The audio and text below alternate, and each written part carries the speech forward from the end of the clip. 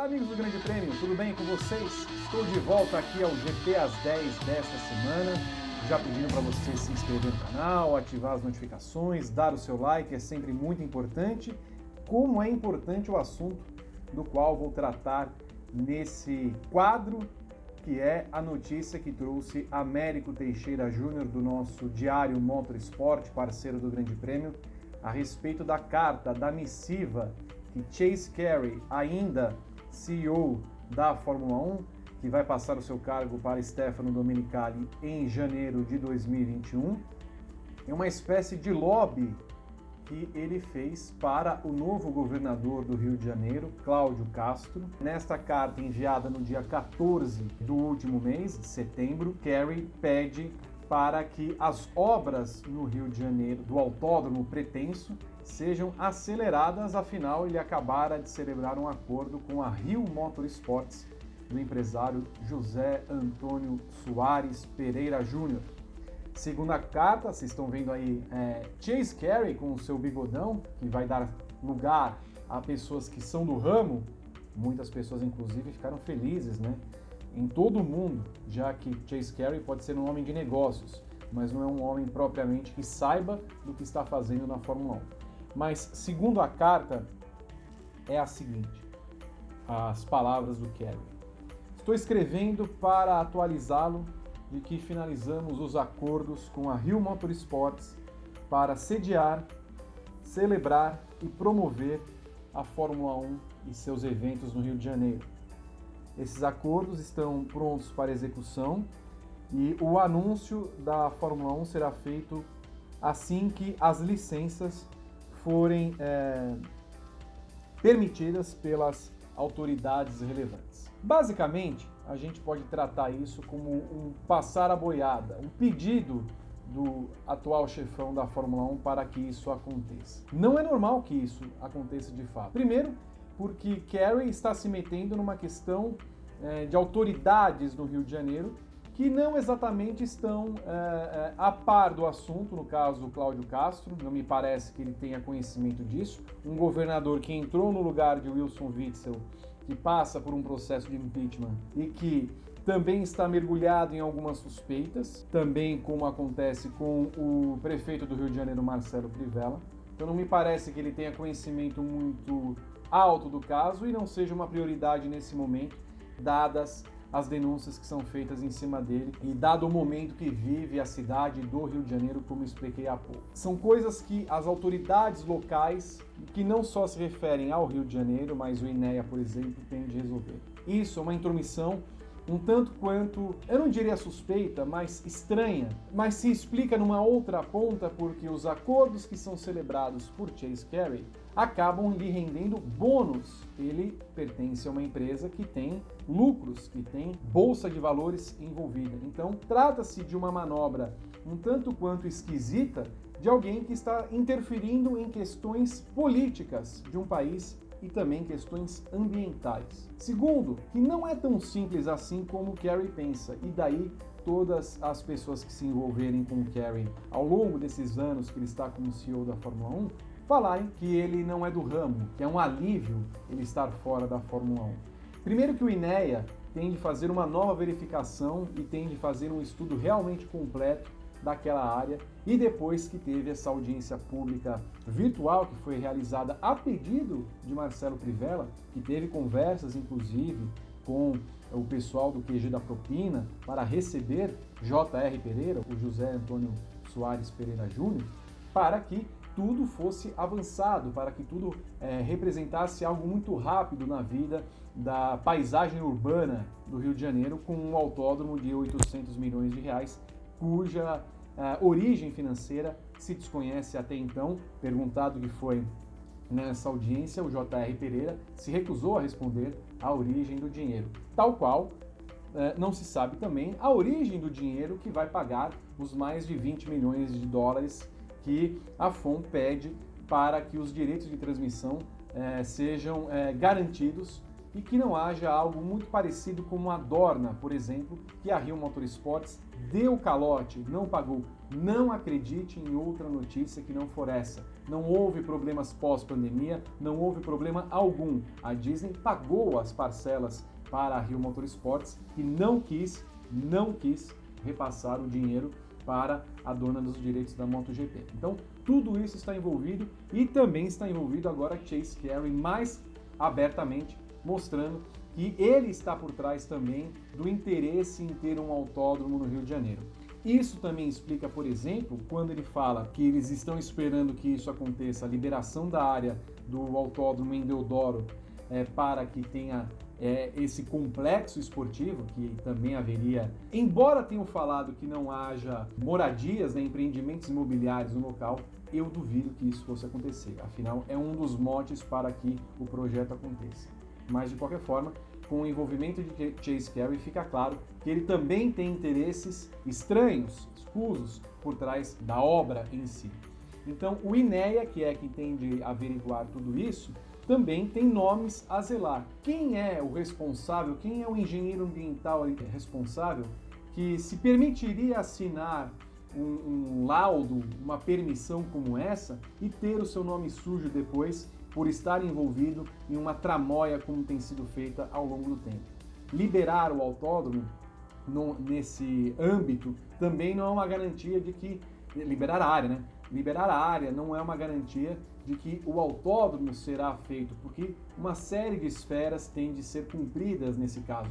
É Mata Atlântica. Há outros lugares, eventualmente, que esse autódromo poderia ser feito. Mas, de novo, fica a questão de onde está vindo a grana. Tem aquela questão que sempre fica por trás dessas maravilhas quando acontecem, que é o show the money. De onde está vindo a grana?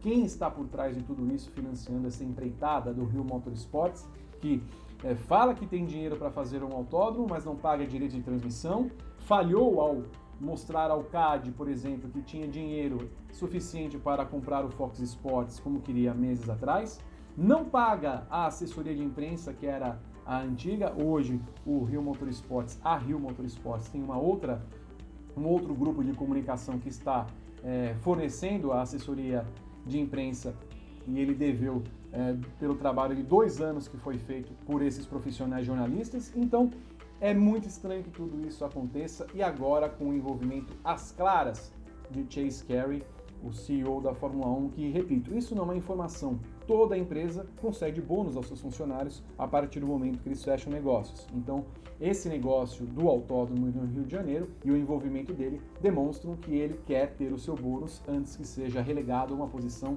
não executiva na Fórmula 1 a partir de 2021.